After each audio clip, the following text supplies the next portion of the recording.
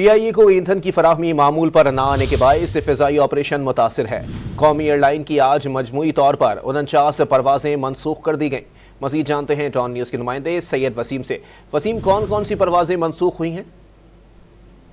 जी बिल्कुल, देखें, ईंधन की फराहमी जो है वो अब तक मामूल पे नहीं आ सकी है, जिसकी वजह से PIA की मजमूई तौर पर आज 49 परवाजें मनसूख हुई हैं। कराची से लाहौर के लिए PK 302, PK 303, PK 304 और PK 305 मनसूख हुई हैं। कराची से फैसलाबाद की PK 340, PK 341, इस्लामाबाद की PK 368, 369, कराची से गवादर की PK 503, PK 504, मुल्तान के लिए PK 330 और PK 331 मनसूख हुई हैं।